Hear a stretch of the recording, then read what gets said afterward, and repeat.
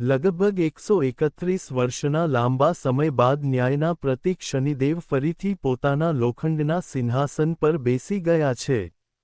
અને મિત્રો, જ્યોતિષ શાસ્ત્ર સ્પષ્ટ સંકેત આપે છે કે જ્યારે શનિ લોખંડના આધાર પર પગ મૂકતા હોય છે, ત્યારે કોઈના જીવનમાં ખુશીઓની સજાવટ થાય છે અને કોઈના રસ્તા પર દરેક મોંઢે કાંટા વહી જાય છે. નમસ્તે મિત્રો, આજે જે વાત હું તમારા સાથે શેર કરવા જઈ રહી છું તે માત્ર એક સામાન્ય ભવિષ્યવાણી નથી, પરંતુ વર્ષ 2026 માટે એક ગંભીર ચેતવણી છે. શું તમે કદી વિચાર્યું છે કે આવતો નવો વર્ષ તમારા માટે સફળતા અને શુભતાના દ્વાર ખોલશે કે નહીં? આ કર્મોનો સૌથી કઠિન પરીક્ષા સમયે પસાર થવો પડશે. મિત્રો, કર્મોનો હિસાબ રાખનારા ન્યાયના દેવતા શનિદેવ 28 નવેમ્બર 2025ના રોજ મીન રાશિમાં પ્રવેશ કરી ચૂક્યા છે. ત્યારબાદ 2026નું આખું વર્ષ કેટલાક લોકો માટે સુખ અને સમૃદ્ધિનો મોટો પર્વત લાવી શકે છે. જ્યારે કેટલાક રાશિઓ માટે આ સમય એવો રહેશે કે જેમ લોખંડના નુકીલા પગલાં પર ચાલવું પડે. આજના આ ખાસ વિડીયોમાં હું કોઈ આડઅસરો કર્યા વિના તમને કહીશ કે કઈ 3 રાશિઓ છે જેઓ પર વર્ષ 2026માં શનિદેવની કૃપા ઓછા પડી શકે છે. આ રાશિના લોકો માટે માનસિક તણાવ, આર્થિક દબાણ અને જીવન સાથે જોડાયેલા ઘણા મુશ્કેલ પરિસ્થિતિઓનો સામનો કેમ કરવો પડે? આ બધું તમને આગળ સ્પષ્ટ રીતે સમજાવવામાં આવશે. જો આ વિડીયોમાં તમારી રાશિ આવે તો તેને તમારા માટે ખૂબ જ મહત્વપૂર્ણ માનવું જોઈએ. વિડીયો આખરે સુધી જુઓ કારણ કે અંતમાં હું તમને કેટલાક ખાસ ઉપાય જણાવવા જઈ રહી છું. આ ઉપાયોથી તમે શનિદેવની નિરાશા શાંત કરી શકો છો અને તમારા જીવનમાં સંતુલન, શાંતિ અને ખુશહાલી લઈ આવી શકો છો. મિત્રો, વિડીયો જોયા પછી માં જય શનિદેવ લવાનું ભૂલશો નહીં જેથી ભગવાન શનિદેવની કૃપા હંમેશા તમારા પર રહે. તો ચાલો હવે વિના સમય ગુમાવ્યા જાણીએ કે આ 3 રાશિઓ 2026માં શનિદેવની પરીક્ષા કેમ પસાર કરશે. પણ તે પહેલાં એક જરૂરી વાત સમજજો. તો મિત્રો, શનિનો માર્ગી થવાનો શું મતલબ થાય? જ્યારે કોઈ ગ્રહ સીધી ચાલમાં ચાલે ત્યારે તેને માર્ગી કહેવાય છે અને જ્યારે તે ગ્રહ ઉલટી ચાલમાં હોય ત્યારે તેને વક્રી કહેવામાં આવે છે. શનિદેવ લગભગ 138 દિવસ સુધી વક્રી રહીને હવે માર્ગી થઈ ગયા છે. જ્યારે શનિ માર્ગી હોય છે ત્યારે તેમનો પ્રભાવ ચોક્કસ, શક્તિશાળી અને સ્પષ્ટ હોય છે. જેમ રાશિઓ પર તેમનું કૃપા દ્રષ્ટિ હોય છે, ત્યાં જીવન, અવસર અને સફળતાની વરસાદ વરસે છે. અને જ્યાં રાશિઓ પર શનિનો કઠોર દ્રષ્ટિકોણ પડે છે, ત્યાં સંઘર્ષ, પડકારો અને જવાબદારીઓનો ભાર વધે છે. જ્યોતિષ શાસ્ત્ર સ્પષ્ટ કહે છે કે શનિદેવ કોઈના દુશ્મન નથી. તેમનો ઉદ્દેશ ફક્ત આપણા કર્મોનો હિસાબ બરાબર કરવો છે. જેવું કર્મ, તેમ ફળ. પણ મિત્રો, જ્યારે શનિ કોઈ રાશિ માટે લોહાના પાયા પર ઊભા રહે છે, તો સમજજો કે હવે બહાના અને ડીલ ચાલશે નહીં. વર્ષ 2026માં શનિદેવ મીન રાશિમાં રહીને 3 રાશિઓ માટે લોહાના પાયા પર ચાલવાનો સમય લઈને આવશે. હવે તમારા મનમાં પ્રશ્ન ઉઠશે, આખરે આ લોખંડનું પાયા શું હોય છે?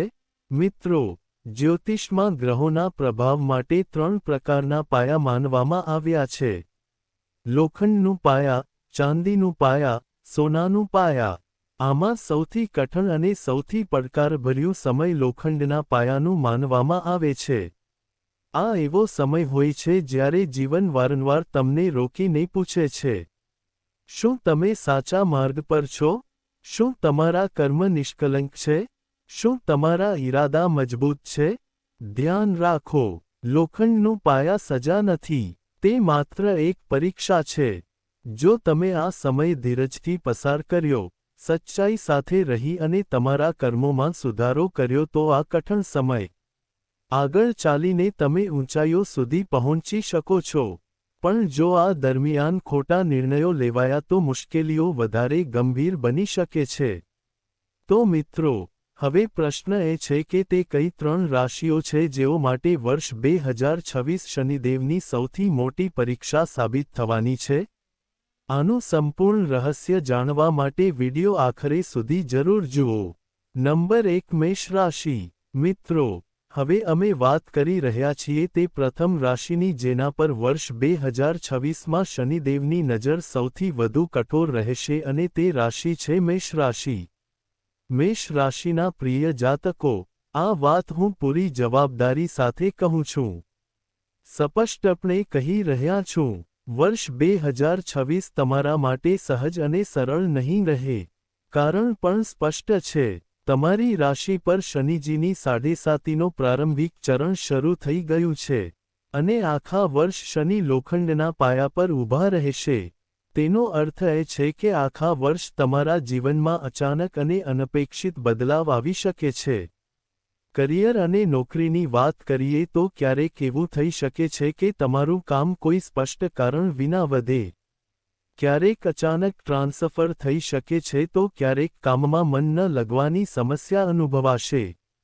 તમે પૂરી મહેનત કરશો પણ પરિણામ સંતોષજનક નહીં આવશે. લગશે. ઘરના વાતાવરણમાં પણ સંવેદનશીલતા રહી શકે છે. જે બાબતો પહેલા સરળતાથી ઉકેલાઈ જતી, હવે એ જ નાની નાની વાતો તણાવ અને ઝઘડાનું કારણ બની શકે છે.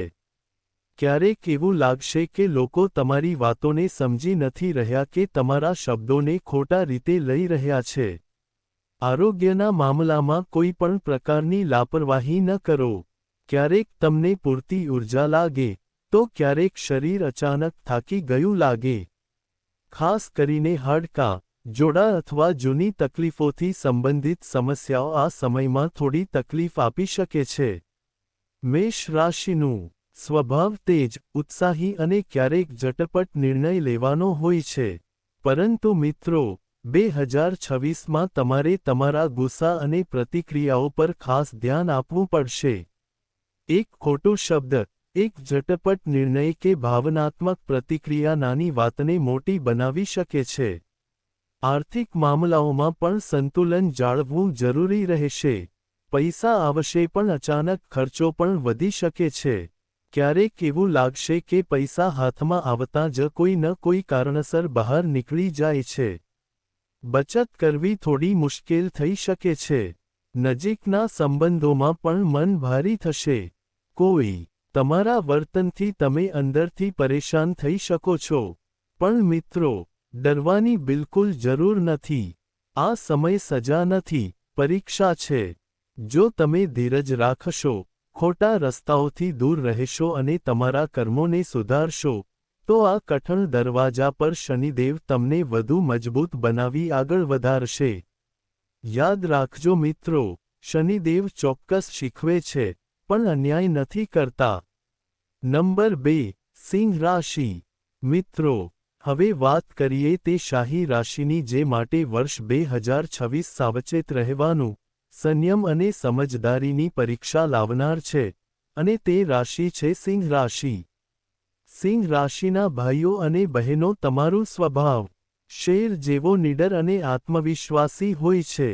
તમે દરેક પરિસ્થિતિમાં આગળ વધવા અને તમારા હક માટે ઊભા રહેવા વાળા છો.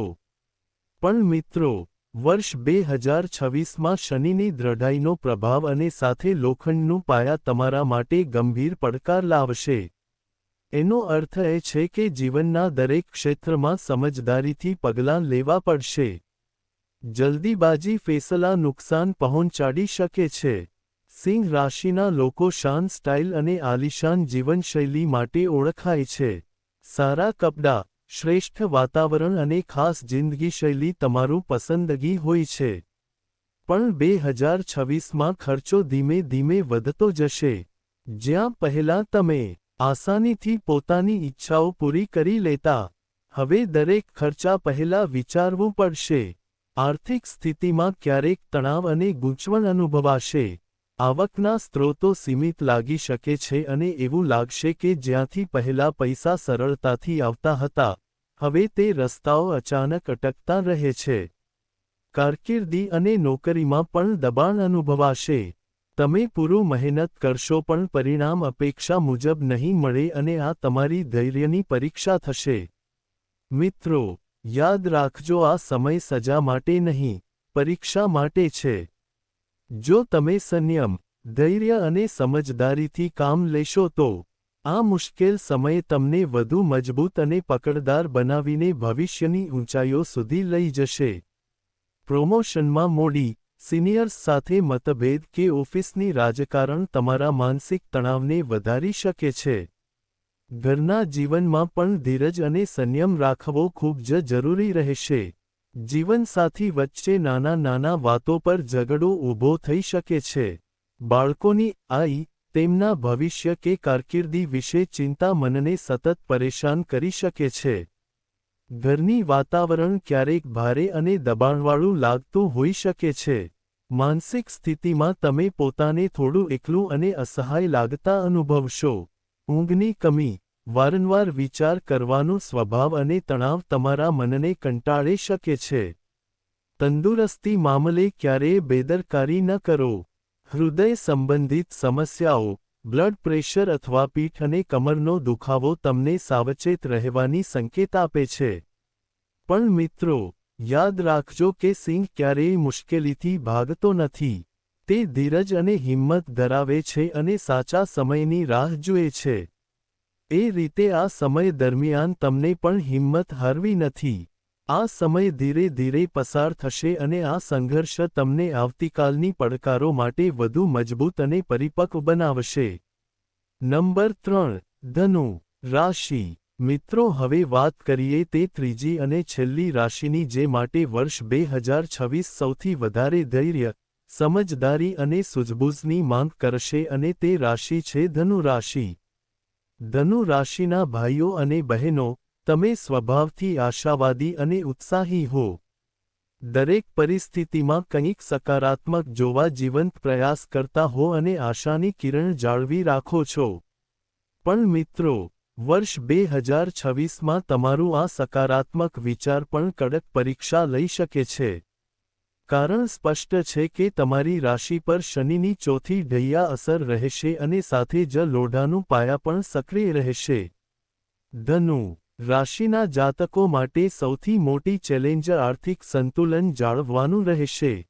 પહેલાં જ્યાં પૈસાની કમી લાગતી નહોતી, હવે નાના નાના ખર્ચા પણ વિચારવા પડે તેવો બની શકે છે.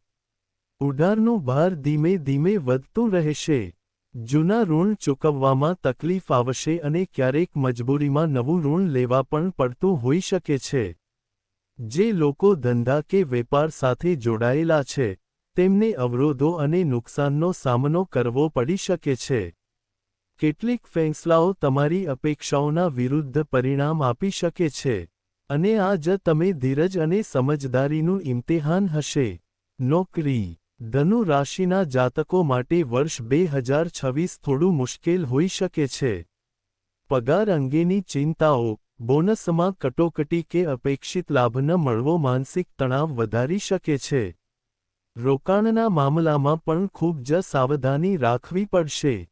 જો તમે શેર બજાર કે જોખમી ક્ષેત્રોમાં પૈસા લગાવ્યા છે, તો વિના સમજૂતી કોઈ પગલું નહીં લેવું. પરિવારનું જીવન પણ શાંત રાખવું સરળ નહીં રહેશે. માતા-પિતા સાથે મતભેદ, ભાઈ બહેનો સાથે તણાવભર્યું સંવાદ કે મિલકત સંબંધિત વિવાદો મન ભારે કરી શકે છે. ઘર ખરીદવાની કે વેચવાની યોજના અટકી શકે છે અથવા તેમાં અચાનક વિલંબ થઈ શકે છે. માનસિક રીતે પણ વધે છે. ઘણીવાર એવું લાગશે કે કોઈ પણ કામમાં મન નહીં લાગે. અનકહેલી ચિંતા, ફજૂલ ડર અને વારંવાર વિચારવાનો સ્વભાવ તમારી ઊંઘ પર અસર કરે છે. નાની નાની બાબતો પર ગુસ્સો કે ચીડચીડપણું સ્વભાવનો ભાગ બની શકે છે. સ્વાસ્થ્યનો પણ ખ્યાલ રાખવો. પેટની સમસ્યાઓ, પગમાં દુખાવો કે સોજો જેવી સમસ્યાઓ ધ્યાન રાખવાની જરૂર છે. મિત્રો, હવે આવો સમજીએ કે આ સમગ્ર સમયનો માનસિક અસર તમારું જીવન પર કેવી રીતે પડે છે. જ્યારે જીવનમાં સતત પડકારો અને તણાવ આવે છે ત્યારે માણસનો આત્મવિશ્વાસ ધીમે ધીમે ઘટવા લાગે છે. તમને એવું લાગવું શકે છે કે તમારું પ્રયત્ન પૂરતું નથી કે મહેનત છતાં પરિણામ અપેક્ષિત નથી આવતું. મેષ, સિંહ અને ધનુ. આ ત્રણેય રાશિઓ અગ્નિ તત્વની હોય છે. આ જાતકો ઊર્જા, ઉત્સાહ અને સાહસથી ભરપૂર રહે છે. પણ જ્યારે શનિ આ પર લોખંડના પગલા જેવા પ્રભાવ પાડે છે, ત્યારે જોશ અને ઊર્જા થાક અને ભારમાં બદલાઈ જાય છે. તમે પોતાને ખૂબ જ થાકેલું, ઉદાસ અને ભારે લાગતું જણાવી શકો છો. આવી સ્થિતિમાં સૌથી જરૂરી છે કે તમે તમારા મનને કાબૂમાં રાખો. ધ્યાન અને યોગ અપનાવો, પરિવાર સાથે સમય વિતાવો, અને મિત્રો સાથે મફત વાત કરો. તમારી લાગણીઓ દબાવો નહીં. એકલપણથી બચો કારણ કે એકલપણું નકારાત્મક વિચારોને વધારવાનું કામ કરે છે. યાદ રાખજો મિત્રો, આ માત્ર એક મુશ્કેલ સમય છે. આ પણ પસાર થઈ જશે. રાત કેટલી પણ લાંબી હોય, સવાર હંમેશા આવતી હોય છે. આ જ ક્ષણની કસોટી છે. અને સૌથી મહત્વની વાત, જો તમે ધૈર્ય રાખ્યું અને સાચા કર્મ કર્યા, તો આ કસોટી તમને સફળતા અને મજબૂતીના નવા દરજ્જા સુધી લઈ જશે.